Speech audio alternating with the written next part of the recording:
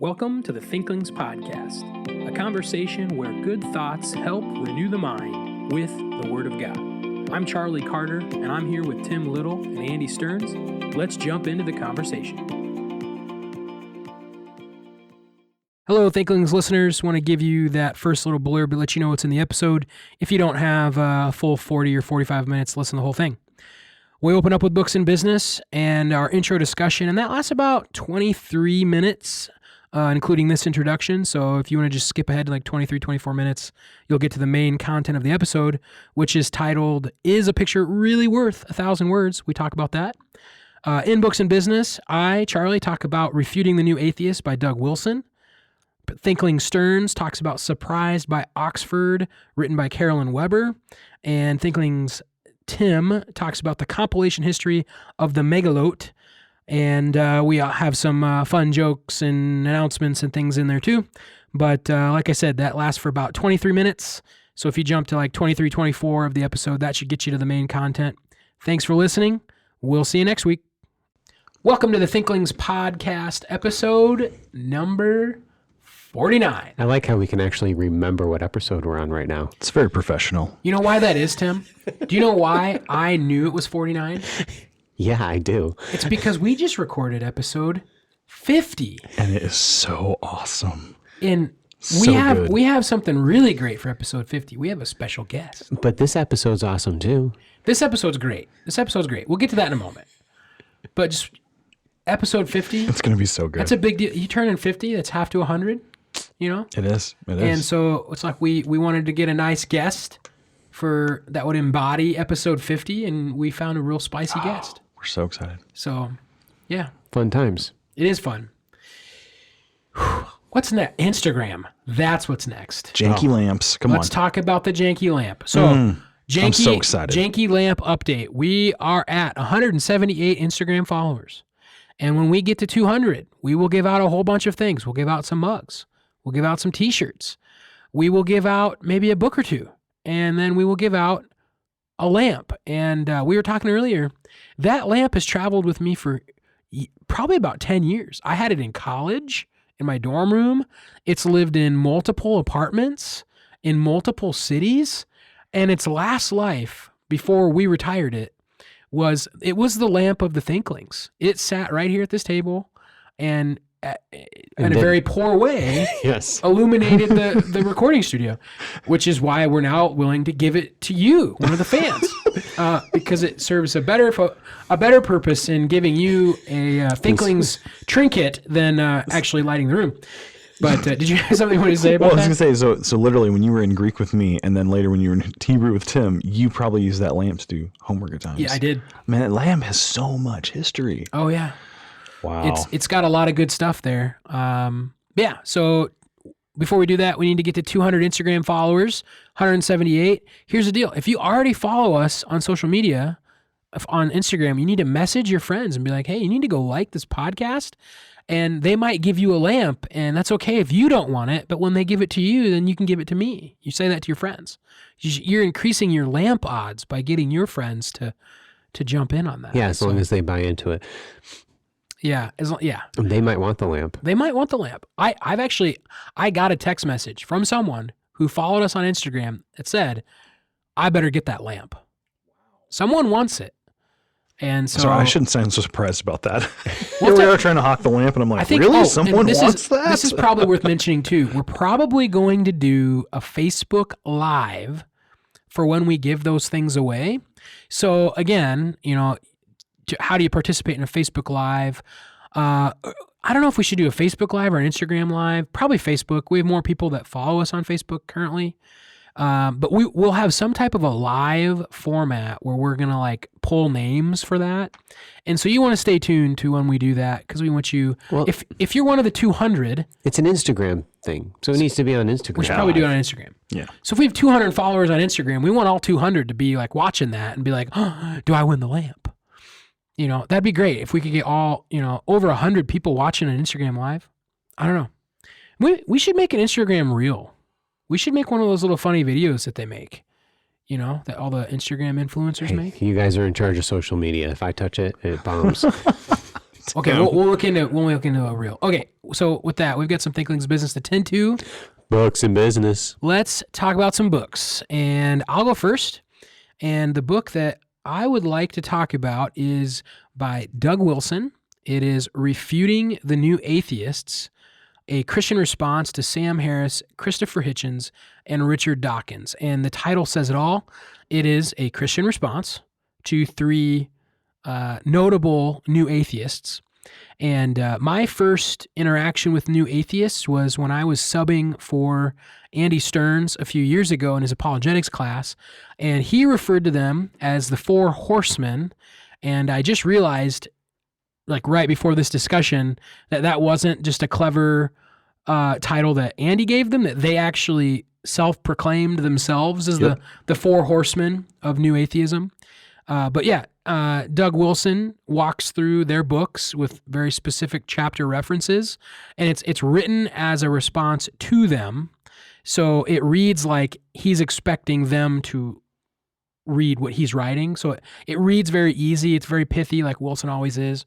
But he makes some good points. Like, for example, chapter 1, he's responding to Sam Harris's, is it A Letter to a Christian Nation? Yep. And that's the title of Harris's work. And in which, or when Harris wrote that, or either in that, Harris is commenting about responses he as an atheist received from Christians. And he makes the point that, man, these Christian responses aren't really Christian. And he's kind of morally degrading Christians for the way that they're acting. And Wilson makes 2 points on that. He first says, yeah, I agree with you. Christians shouldn't act that way. That's hypocrisy, and it's wrong. Point number 2, where do you get your moral standard for why that's wrong, Sam Harris? Because you're a materialist and a new atheist, and there's nothing out there. We're just blobs of goo. So who cares if a Christian sends you a naughty email? Like, you shouldn't care about that because morality doesn't exist. And so you can see there's the pithy, but he's also making a very good point, which is how does someone from a materialist standpoint or a new atheistic standpoint make a grounds for morality, which is a very common discussion in apologetics. And when somebody's a jerk to even an atheist, all of a sudden they want there to be a ground for morality so that they are not treated unjustly. Yep. And we should say it's not a ground for morality. They have morality. It's a ground for objective morality that applies to other people too. So all atheists have a moral code. The question is, why does that moral code apply to anyone other than themselves? It's very hard to escape subjectivism. That's a good clarification from our apologetics guy. Boom. And I will just preface, a lot of my comments in this realm are really, I'm a novice. I'm not really a well-read apologetically, and I'm obviously trying to get into that vein of literature. But yeah, so Andy probably knows way more on that than I do. But you'll enjoy the book. It reads very easy. And gives you a nice response to some common arguments of the new atheists. So I'm not going to rate it because I haven't finished it. I'm just about halfway into chapter 2, but I do like it. I trust Wilson's worldview on many of these issues. And I would say if I had to throw an arbitrary rating out early, it'd be in the 3 to 5.5-ish range, but maybe it'll get better as the book goes. So yeah, that is Refuting the New Atheists by Wilson. Pretty good book. Well, I'm going to actually stay in the same vein of apologetics, I think. And it's because I'm not finished with my book either.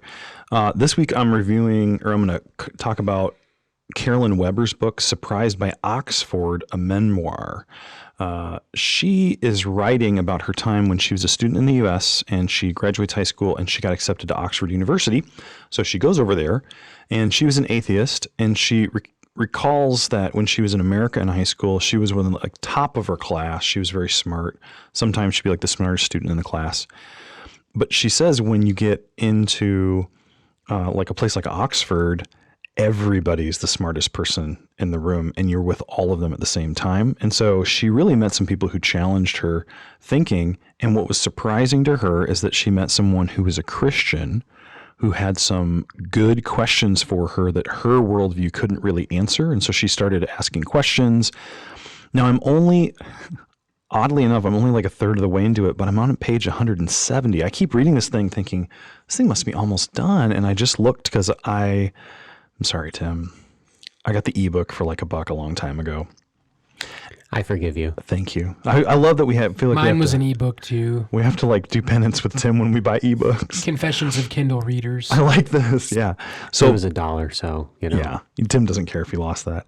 But here's the thing, and that's an actually interesting little comment on Kindles is you can't see the progression. You're just flipping pages, and so this book is 474 pages, and I didn't like realize it. I bought a book on Winston Churchill on Kindle that I think Al Mohler read or something and recommended, and it was on a la carte. The Tim Challies' blog, he has a la carte listening where he will post books, and I thought, I'll buy this thing, so I bought it, and that one was 850 pages. I started it, and I'm like, man, I'm going really slow. So anyways, this one is a little long. So far, it's been really intriguing. And so I'm not ready to rate it yet, but I'm really enjoying it. Now, I'm probably not going to have this done anytime soon. So listener, this is my like fun book that if I'm doing something where I got to do one thing and like if I'm on the treadmill or something and I'm like walking, or if I'm off doing something, I'll read this a little bit or right before I fall asleep, but it's not like a research book per se. So this might take me a while to finish. You read when you walk on a treadmill? I'm trying very hard to learn how, and I have figured it out, and it's really great. Well, how did you figure that out? Like, what do you do? So we got a treadmill, and I went to Menards and That got is a a little. prerequisite Yep, sorry. for reading on a So if you're treadmill. going to You need read, a treadmill. my wife's listening to this like, you don't walk on the treadmill. I No, do. you do. I Because do. I can see when you complete That's right. the workouts. That's right. We have Apple Watches. Apple Watch is So synced. I bought a little tiny shelf and I put it right above the treadmill at eye level, and I put my iPad on it. Or I hold the book, and you can't do this with a book you're going to take notes on. So I got this book. It's like fun literature, but if you're doing that, you can like walk and hold it and read. You can't I can't like go like running and do this, but I can walk. And I found that in the morning, like, eat your breakfast and you're kind of like, if you're going to read or something before you leave for work, it's actually a pretty good time to do two things at once. But I mean, I can't do it on a book I'm studying. So that's where this is. So if I'm really busy, I don't read it as much. But so far it's interesting. Now, I have some suspicions. Lewis has come up a number of times, and the title harkens to Lewis's spiritual memoir, Surprised by Joy. And Lewis's conversion happened while he was at Oxford. So I anticipate she's going to make some sort of a parallel in her own life. I'm not trying to give anything away, but I assume that's what's going to happen in the book, but I'll keep you posted in the future. But Surprised by Oxford, Carolyn Weber, so far, really interesting.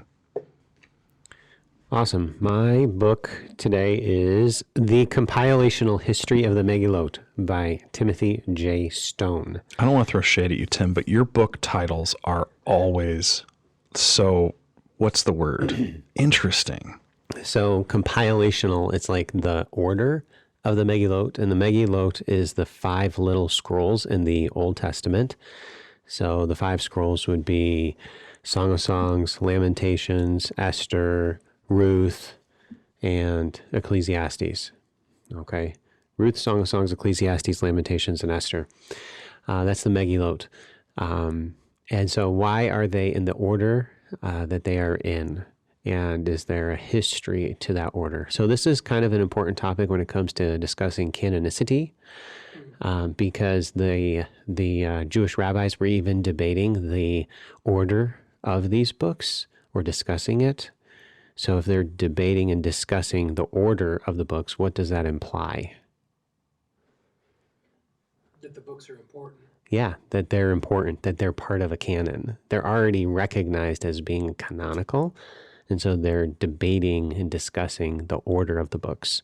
Furthermore, it shows the activity of the Jewish rabbis in the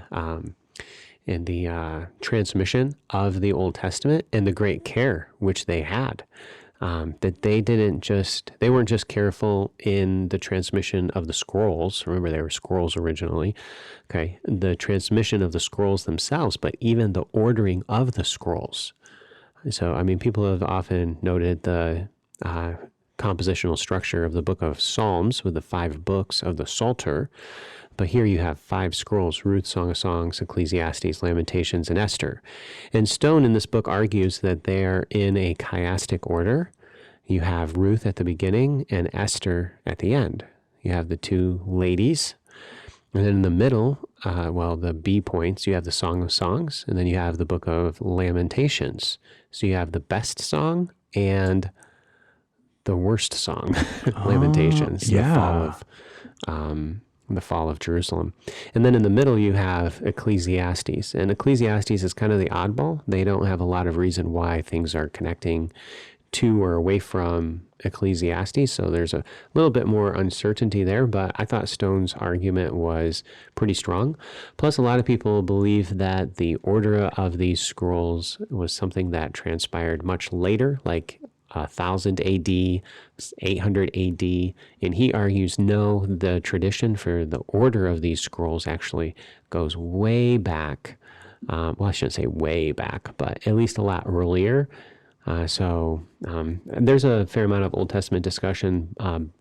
There's in the Talmud, there's Baba Batra, and they have a different ordering of the scrolls. And so people think that Baba Batra was the original and that this is We've talked about this before. We have talked about this before. Because Jason DeRushi Yes. of Midwestern Seminary comments as a very lengthy footnote on this Yeah. in his book, 12 Steps to Understanding the Old Testament. Yeah, I haven't read that footnote, so I'm not sure where he is at in this discussion. I'm sorry, I'm muted. You can probably hear it on that mic. Let me say that again. We've mentioned this before on the podcast because Jason DeRushi from Midwestern has a footnote on the Baba Batra in one of his chapters of the Old Testament, when he's talking about the Old Testament. Yeah, I haven't read that chapter yet, or that footnote. That'd be really fascinating to see what he has to say about it. The common consensus is Baba Batra is the older tradition of the ordering of these books, but Stone makes a case that no, the Masoretic text actually reflects a more ancient order. And so the Masoretic text, the Hebrew Bible that we have today, with the scroll of the Megillot, the order that I just described to you, is actually older than the Baba Batra. And the Baba Batra list is stemming from Babylonian Judaism, whereas the Masoretic Hebrew Bible ordering is stemming from Israel and the Palestinian Hebrew Bible. So anyway, I've really enjoyed this book. I've got it on interlibrary loan a couple of times, and it's been helpful for me as I've thought through canonicity issues and the relationship between these books, which, by the way, there are relationships between these books. I've mentioned before that Ruth, it follows Proverbs, and you have the connection of the virtuous woman, and then at the end of Ruth, you have the name, the man with a name, Boaz, which connects to the beginning of Song of Songs. And then the transition from Song of Songs to Ecclesiastes is like nobody can figure it out. But it's like the weird one that they just stuck in the middle, or is it the pinnacle of wisdom because it's the greatest wisdom in the middle of the Megillot? What's the Hebrew word for song? Shir. And it's Shir Sharim. Shir HaShirim, the Song of Songs. So what's the beginning of Ecclesiastes? Hevel Hevelim. You have the Song of Songs and you have the Hevel of Hevels. So you have a superlative conjunction, and that's the connection between the two? As the title, I mean, in the first opening lines. Yeah. By the same author. In wisdom literature. No, I don't know. Maybe. We'll see. I haven't heard that argument somewhere. Maybe you can write a dissertation on it, Carter. I mean, when I introduced the book, when I preached through it, I've always said the Song of Song was the greatest song. Yeah. And then here he goes, and this is the greatest problem in life. It's the biggest problem of them all. There you go. And it's the same riff, just a different theme. No, you might seriously be onto something. I haven't heard that proposed. Yeah. Boom. The connection between Ecclesiastes and Lamentations is tough too, but you do have the portion. Yep. And the message in Ecclesiastes is enjoy your portion. Lamentations 3. And then you have Lamentations 3, where the portion is nothing, and yet they're still trusting in God even when there's nothing. Stone does not make that connection, but then also how tight of a connection should we expect between some of these books? And so, well, even specific. I mean, we've mentioned this before in talking about Ecclesiastes, and I don't want to belabor the point, but it's very specific that the Lord is their portion. And everyone knows his mercies are new every morning, but it's right after that, the Lord is my portion, when he has nothing. Right. He physically has nothing. The city's gone, but I still have a portion. And it's the Lord. It's himself. Yeah. Great verses. Yeah. So that's my Books in Business compilational history of the Megilot. It will not be on sale at the Faith Bookstore. If you want to pick up a copy, you can just go to Amazon to get this thing. It's like $96. It's really expensive. I don't even know how to get it. It's printed in Germany, so you can pick it up however you want. I just get it on interlibrary loan. I wondered why, but I see the Moore Seebeck title, so that makes sense. Yeah.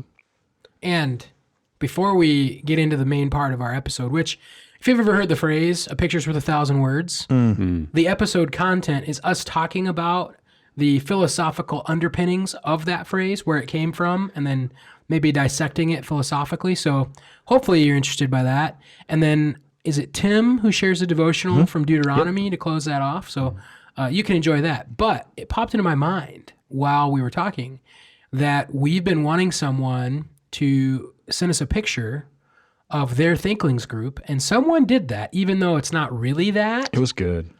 But Jared Ball, who, and I will say this very specifically, is on Guam. On Guam, because it's an island. He's not in Guam, he's on Guam. That's how they say it. I don't know if that's how it's actually supposed to be said. It sounds fine to me. I've heard a lot of people say on Guam. I live in Iowa. Guam. I don't know. I'm from Iowa. Yeah. But he took a bunch of pictures of himself and kind of merged them together around a table. It was really good. As he is his own Thinklings group. So Jared, if that's like a cry for help, like I don't know, like you just feel like you're not doing so great and you're all by yourself, then hey, we hear you. But if that picture's a reflection of your mental state, maybe give us a phone call.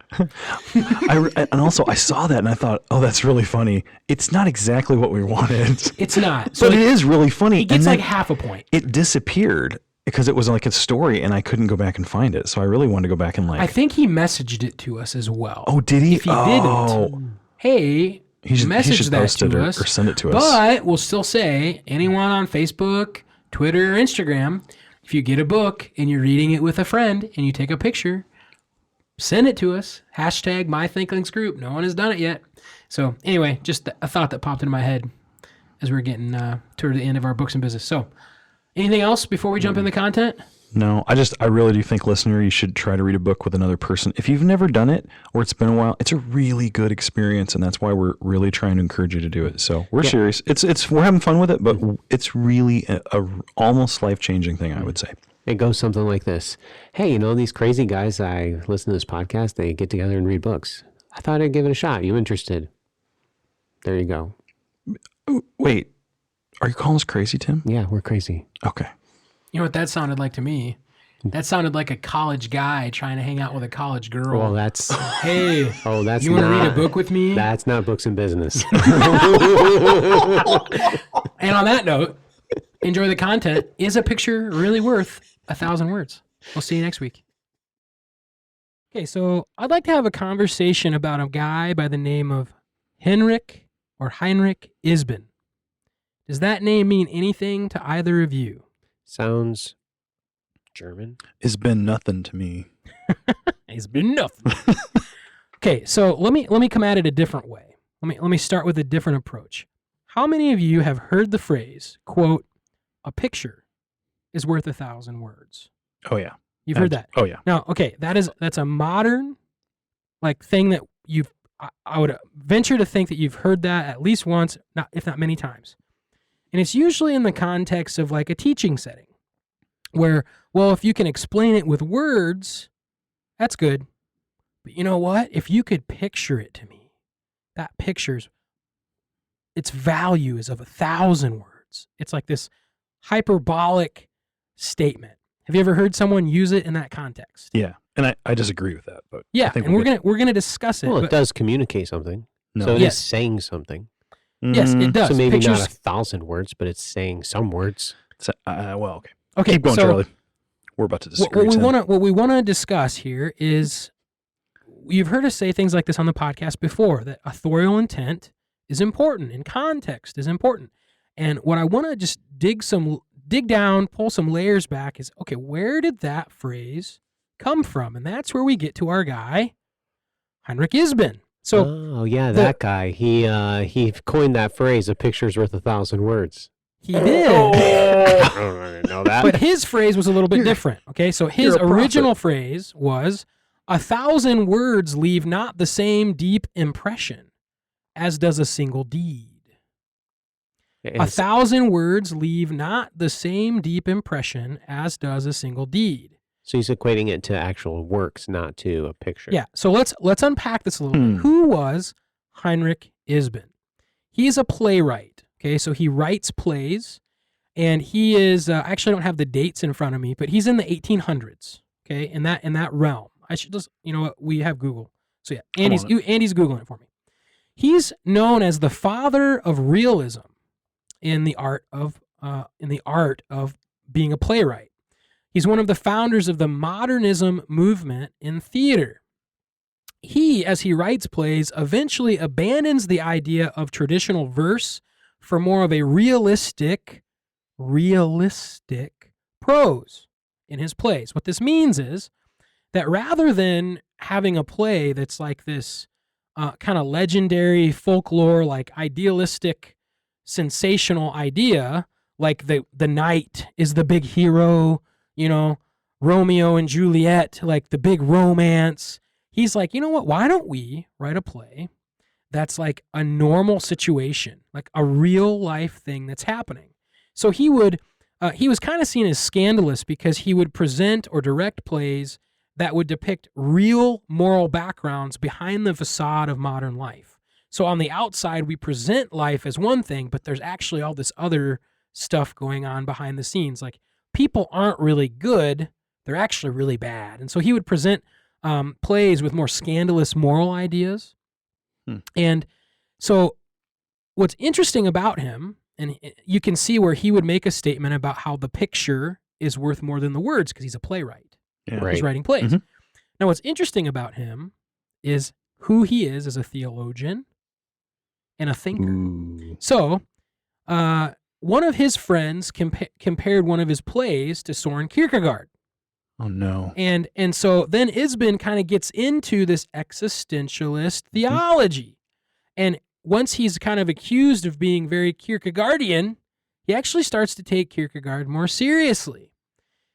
So the question is, for an existentialist, what does it mean that a picture is worth more than the words? So what is he doing? So I'm not the apologist. So can we, Stearns, could you give me like a layman's definition of existentialism? Sure. Going back in the history of philosophy, there is the idea of essentialism.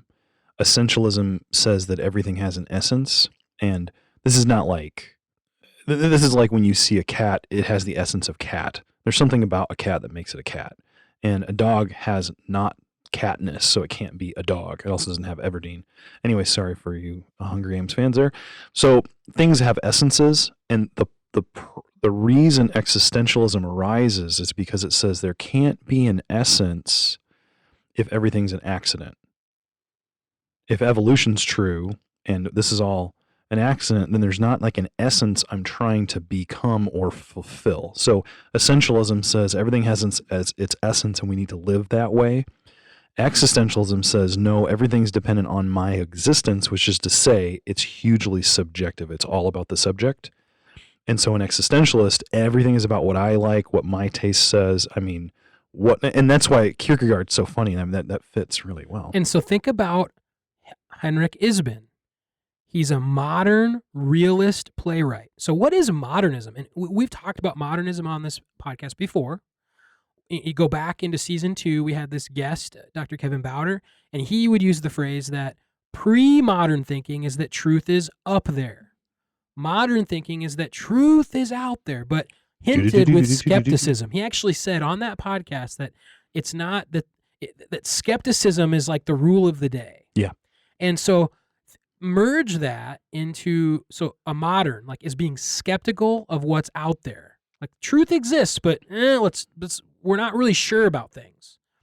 And then here he is as a realist in his theater. It's like there's actually a hidden truth that is behind the facade that you don't really see. And then there's this existentialist thing where, like, my experience and my reality is actually what's more true in a sense than what you think is at the front. And so a couple of ideas merging together here. So with that as the backdrop of the author, the coiner of that phrase, when Isbin says a picture is worth 1,000 words, but that's not his wording. It's actually really interesting to track like the usage of it and how people like ripped it from him and used it in advertising. Really interesting. But to say that 1,000 words don't leave the same impression as a single deed, he's actually saying he's getting into that existentialist modern idea that, you know what? Truth is something different than what you can reason, in a sense. Actually, my experience of reality would bear upon what you could argue what's true to me with all the words you want. But guess what? My experience is just as valid. And so when we throw out a phrase like that, what did the author mean when he said that? What did Isbin mean when he said a picture is worth 1,000 words? Well, he didn't mean like, oh, this is a good teaching technique, which is how we usually use it today. He would actually take it down the road of, I think, and he's kind of seen as a pioneer of modernism in theater. So he still believes that truth exists, and he does have some broadly Christian, I think depending on how you define Christian, I think you could even define him as a Christian in a broad sense. Theologically, I didn't go down the wormhole far enough to really categorize him. I'm reading a book on him right now. And so, but what I think is interesting is that when he says this phrase, it actually means more about how the way you feel is more true than, and what you see in your experience is more true than what you could argue with words, which we as biblicists would kind of be like, hold on. God didn't give us pictures. God gave us words. Is that kind of where you're going? There's my thought is I just wanted to kind of throw out, here's this guy, Henrik Isbin, and he has this phrase that's attributed to him, which is a picture's worth 1,000 words. We lay a backdrop of who he is theologically and philosophically as a thinker. He's a modern realist existentialist. In the broad strokes there, I don't want to pigeonhole him. That's not fair to him because I've never met him and I can't talk with him and let him reason his own point. You know, maybe someday I'll start reading his plays and get into that. But knowing that as his backdrop and knowing that phrase is attributed to him, what do we think about those ideas? So like, I'm going to turn to you guys. What do you think about that? Well, I'll start off with something I say in Introduction to Bible Study class. In that class, we talk about authorial intent quite a bit. And the way I demonstrate the importance of that is I put up this sculpture and I ask the class to tell me what the meaning of the sculpture is. And it's one of the most fun class periods ever because they come up with all these crazy ideas. And then we get to the end and I say, okay, now which one's right? How do we find out? And they always understand, well, you got to find out what the author said. And so when we go and find the title of the piece and even the scripture verse, we then assess our analyses or our ideas. And you can see where he was going, but I always make this point. Visual art is inherently not precise. Yeah, less clear. It's not precise. Yeah, it's less clear. It does a good job at getting like a sense across or an emotion. But if you want to communicate, you don't use pictograms. There's a reason we've moved away from hieroglyphics. You use text because it's much more precise. And I think there's maybe some reason that God gave us a Bible, not a video of what's going on. But I will also say this. When we say a picture's worth it, I've said this before I knew anything about this, so this is very intriguing. People say a picture's worth 1,000 words, and I would say no. I would adjust that. I think I've coined this. A picture explains 1,000 words because it can only illustrate what you've already said. So I think that's a weird statement, but we get the. But what it does is it prioritizes visuals over words, and it makes you think that reading is not good, and I just need to go see the thing, and then I'll understand. Is it really prioritizing it over words? A picture is worth 1,000 words, or is it just simply saying a picture is communicating something like 1,000 words? Listen to it again, though. Here's Isbin's quote: 1,000 words leave not the same deep impression as does a single deed. See, and I would agree with what he's saying there, but he's not saying a picture's worth 1,000 words. He's not. So like we're like we're doing like textual criticism of the phrase here, which is interesting. But what I think he's getting at, because it's interesting, even if we were to attribute our modern phrase, like current phrase, to him, a picture is worth 1,000 words. For him, picture wouldn't even mean painting or image. It would mean play. Mm-hmm. So he, as a playwright, is depicting how things happen. And that's where he actually shifted away from, like, why are we doing plays like this that demonstrate the facade? Why don't we actually have a play that teaches people how it really is, which sounds really good. But it's kind of just like a pivot towards that existentialism. Yeah. Where like that's not how people are really experiencing life. The way you're trying to tell them life is, it's not true to them. Here's what's really true to people. What's going to resonate with them is the scandal, because that's what people really dig in and deal with. I don't know. That's really funny too, because according to his own statement, the 1,000 words don't leave the same impression that a picture does. And so he's at one point saying, let's make a play that looks like reality. But he's also admitting that when I put out this image, it's going to have more effect than words. So he's both saying what's he think is real life, and at the same time, he's trying to put that impression on the audience. I don't know if he's trying to do that as describing intent. And let's just be clear. This is a very thanky podcast here. Like in the sense that like we're just discussing this kind of off cuff. I stumbled into this, thought it was interesting, dug like a layer down, and was like, I want to talk about this on the podcast. And so none of us are theater experts. None of us are experts even in the ebbs and flows of cultural thought in the 17, 18, 1900s. Okay. Who said that he coined the phrase? Because he didn't even really coin the phrase. He coined something a little different. Yeah. So I just went to Google, and I don't know I was sitting in a coffee shop. Something was said, and I Googled and kind of went down the rabbit hole on this guy. Gotcha. But then that's where, the phrase, a picture's worth 1,000 words. And I was like, oh, it's attributed to him. Yeah. But it's traced back through, there's like advertising that uses it, and it's kind of put in books. But the first phrase that we can like document that's similar to it would be "isbeen." Huh. Sounds like somebody took what he was saying and then doctored it a little bit and modernized it. It became a great advertising. Yeah, it has advertising. It slogan. has morphed over the years if you track down through it. But here's you're like, so what? Why are we talking about this? I just think because when you're going to write a book, your cover has to look really good, because that picture's worth 1,000 words. Says the bookseller over here. Something like that. Sorry, I was stupid. You go ahead with what you had. I mean, it was just so much of the time, our hearts, in the sense of our emotions, actually really believe that that's true. We feel like that's true. Like, well, this movie moves me in a way that book didn't. Yep. And, that TV show or, social media, the things I'm seeing, I'm looking at all the time, move me in ways that the written text doesn't. Yeah, the Bible's boring. I need to watch a video about it. Bingo. And actually, the reason that is that way is maybe because our thinking has been usurped by some thought lines that have been present for hundreds of years, that the visual is more true because I feel it than the written. And what we would maybe pose to that is that feelings are real, but they're not always true, and that your feelings, your emotions can be ordered improperly.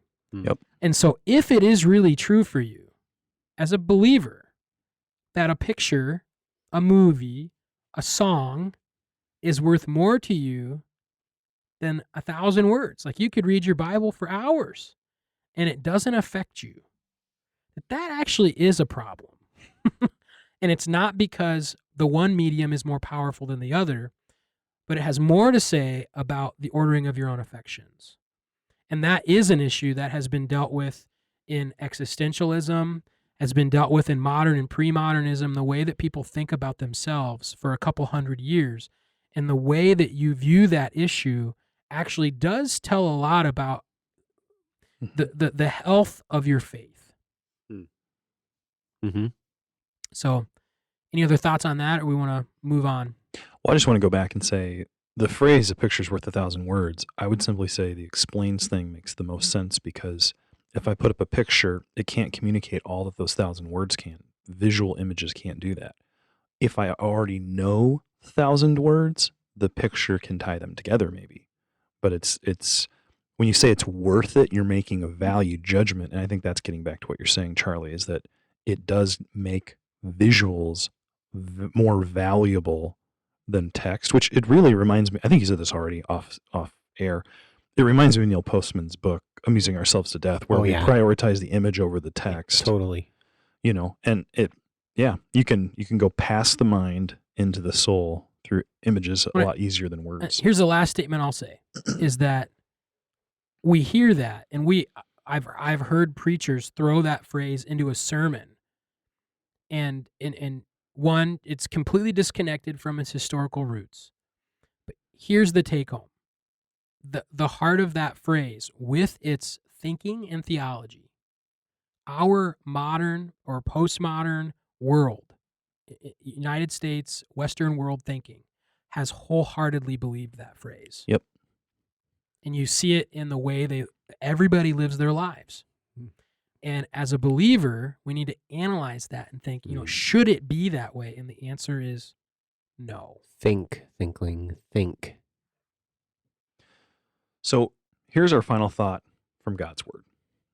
In Psalm 31, David is writing, and it's a well-known psalm. And what I want to do is, I don't want to cover the whole psalm. It's quite long. It's a really great psalm if you haven't studied it out. But I just want to talk about one element of it. So in this psalm, David is talking about some sort of there's a lot of problems. So I'm going to just start off, read a little bit. Verse 1 says, "In you, O Lord, do I take refuge. Let me never be put to shame. In your righteousness, deliver me. Incline your ear to me, rescue me speedily. Be the rock of refuge for me, a strong fortress to save me." In it, David's calling out for help. And there's some really intriguing stuff in here, not to the least of which in verse 5, you have, "Into your hand I commit my spirit." I mean, that Christ quotes it on the cross. But as you go down, the question that the commentators are asking is this some sort of external trouble? Like, did he need protection from enemies? Or was he sick at the time? Was he ill and he needed to be healthy? Was he receiving false accusations? And when you look at the text, they all kind of have some merit. I'm just telling you that so you have the background of the verse I'm going to get to, because I just want to point out one thought for us that I thought was helpful. If you read this psalm, he's talking about how bad things are, and he's asking God for help. In verse 6, he says, "I hate those who pay regard to worthless idols, but I trust in the Lord. You've seen my affliction," he says. "You know the distress of my soul." Are you distressed? Are you afflicted right now, listener? Life can be very hard, and it seems like that's what he's going through right now, some sort of a big difficulty. Look in verse 9. He says, "Be gracious to me, O Lord, for I am in distress. My eye is wasted from grief, my soul and my body also." And so David's having a bad day. Now that's an understatement. But what he said next caught me. So as you read through this, it's external. There's an enemy, he's sinning, or there's an enemy, he's sick, sorry. People are accusing him. It's external things he's calling on God to help him with. But in verse 10, he says something really arresting as you're reading. He says, "For my life is spent with sorrow, and my years with sighing. My strength fails." And I expected him to say, because of all these external problems. But he said, "My strength fails because of my iniquity, and my bones waste away." And I thought it was interesting that in the midst of this really bad day with external challenges, he recognizes that his strength is failing, that he's sorrowful because of his sin. And it startled me, and I started asking the question, well, which is it? Is he in great grief because of his sin, or is he in great grief because of something external? And as I was reading some commentaries, I found a really good quote by Charles Spurgeon on this point. And I know Spurgeon's, not always the greatest, but sometimes he's really good. Well, I really like this one. He says this. Let's see here. I'm sorry. The salt of tears is, or excuse me, let me jump back a little bit more. He says, grief is a sad market to spend all of our wealth in, but far more profitable trade may be driven here than in Vanity Fair. That's a reference to John Bunyan, I believe. It is better to go into the house of mourning than the house of feasting, Ecclesiastes 7. Black is good wear. When you go to a funeral, you wear something black. The salt of tears is healthy medicine. Better spend our days sighing than in sinning. The two members of the sentence before us convey the same idea, but there is no idle words in Scripture. The reduplication is fitting expression of the fervency and importunity.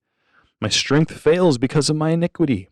David sees to the bottom of his sorrow and detects sin lurking there. And then Spurgeon says this, and I wrote it in the column of my Bible. It is profitable trouble which leads us to trouble ourselves about our iniquity. It is profitable trouble which leads us to trouble ourselves about our iniquity. To trouble. And I think here's what, and I've heard other people say this. Sometimes the Lord allows you to go through difficulty not because you've sinned. It's like Job. It's just the suffering and the trial of life. But sometimes, as you go through that trouble, he does a work and he reveals some sin. Now, it's not because of the trouble you just went through. Maybe your car breaks down. I'm not saying you can point to a singular sin that caused that. But sometimes when something difficult happens and you're seeking the Lord, because you're being humbled, I think he allows you to see your sin. And that is a profitable thing. I don't think that as you walk out today from listening to this and going and doing whatever you're doing, you need to think, oh man, every time something bad happens, I've sinned and God's judging me. It's not what we're communicating. That's not what Scripture's communicating. But David, in the midst of a very bad external situation, saw internal sin, and he was profiting from this because he was able to address it. So as you walk through the suffering of life that's just generic, that just happens because we live in a sin-cursed world, pay attention to your heart, and perhaps God will be merciful and let you too see the profit of your trouble, that you can see your iniquity.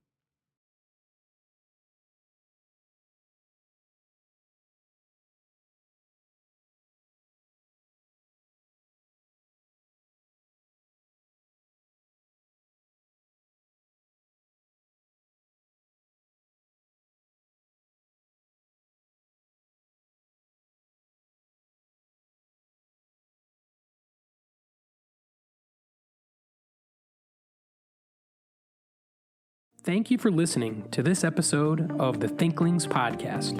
We would love to hear from you. If you have any feedback, suggestions, or potential topics that you'd like us to discuss, you can contact us through our email, thinklingspodcast@gmail.com. Remember, don't let this conversation end with this podcast. Read good books, talk about them with your friends, and always continue to cultivate your mind. See you next time on the Thinklings podcast.